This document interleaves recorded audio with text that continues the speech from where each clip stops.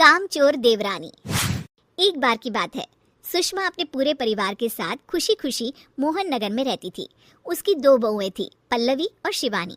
एक दिन दोनों बहुएं रसोई में काम कर रही होती है कि तभी उनकी सास सुषमा उन्हें बुलाती है। अरे बहू, जरा इधर तो आना। शिवानी, जरा जाकर देखना सासू माँ क्या कह रही हैं। दीदी आप ही देख लो ना जाकर, आपको भी तो सुनाई दे रहा है। अरे मैं आटा गूंद रही हूँ ना, तुम चली जाओ। हाँ तो मैं भी तो सब्जी काट रही हूँ ना दीदी। अरे बहू जल्दी आओ। ओफो, ये तो जाएगी नहीं, मैं ही जाकर देखती हूँ कि क्या करना है। पल्लवी सुषमा के कमरे में जाती है। जी मम्मी जी, क्या हुआ? शाम को घर पर कुछ मेहमान आने वाले हैं, तो तुम अच्छा सा खाना बना लेना बहू। ठीक है मम्मी जी, आप बता दीजिए क्या क्या बनाना है और कितने लोग आ रहे हैं। सुनील की मौसी जी और उनका पूरा परिवार आ रहा है। कुल मिलाकर 3 लोग और हमें मिलाकर हुए 9 लोग। तो अभी से ही तैयारी करना शुरू कर दो। और हाँ, घर की सफाई भी कर देना, हाँ अच्छे से। जी मम्मी जी, सब काम हो जाएगा, आप चिंता मत कीजिए।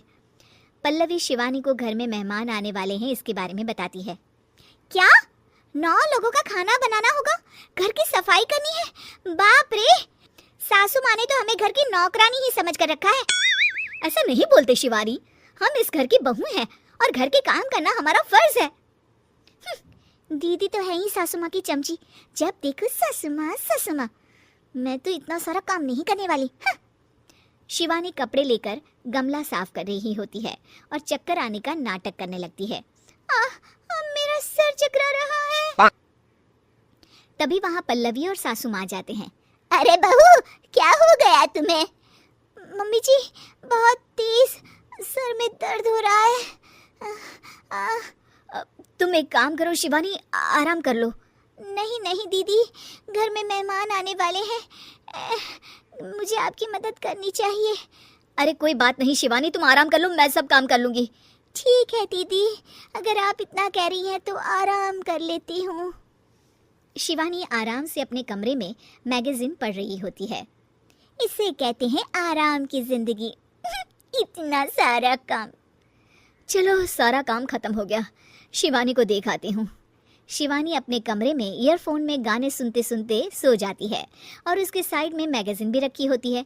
पल्लवी वहाँ आ जाती है और वो सब देखती है। ओहो, तो मतलब सब काम चोरी का बहाना था। अभी बताती हूँ इसको। घर का सारा काम मुझे करना पड़ा और ये महारानी यहाँ मैगजीन पढ़ रही है, गाने सुन रही है।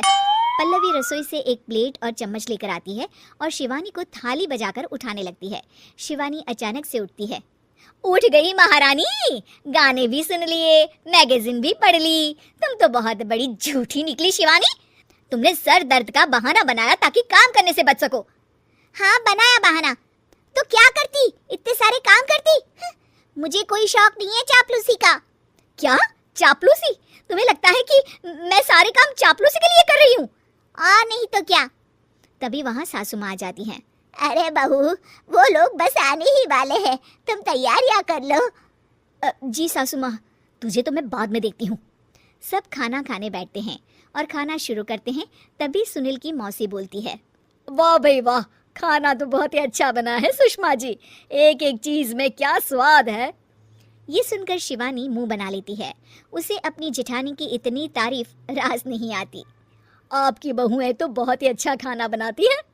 हाँ, बनाती तो दोनों ही अच्छा है, पर आज ना ये सारा खाना बड़ी बहू ने बनाया है। छोटी बहू की तबीयत ठीक नहीं थी, सो इसलिए। मानना पड़ेगा सुषमा जी, आपकी बड़ी बहू तो बहुत ही गुणवान है। पल्लवी की तारीफ सुनकर शिवानी को जलन होती है। पल्लवी ये सुनकर खुश हो जाती है और शिवानी की तरफ देखकर उसे चिढ़ाती है। कुछ देर बाद मेहमानों के जाने का वक्त हो जाता है। मौसी जी सबके लिए उपहार लाई होती है। वो सबको शगुन के पैसे देती हैं और अंत में पल्लवी के पास आती है। तुम्हारे लिए शगुन का लिफाफा तो है ही, पर बहू तुम्हें एक और उपहार भी मिलेगा इतना अच्छा खाना बनाने के लिए। मौसी अपने सोने के कंगन निकालकर पल्लवी को पहना देती है। ये लो, ये मेरे मनपसंद कंगन है, अब से ये तुम्हारे हुए। धन्यवाद मौसी जी। ये देखकर शिवानी तो पूरी तरह से जल जाती है और गुस्से से रसोई में चली जाती है। तभी वहाँ पल्लवी आ जाती है और उसे अपने कंगन दिखाने लगती है। देवरानी जी, अब आपका सर दर्द ठीक तो है ना?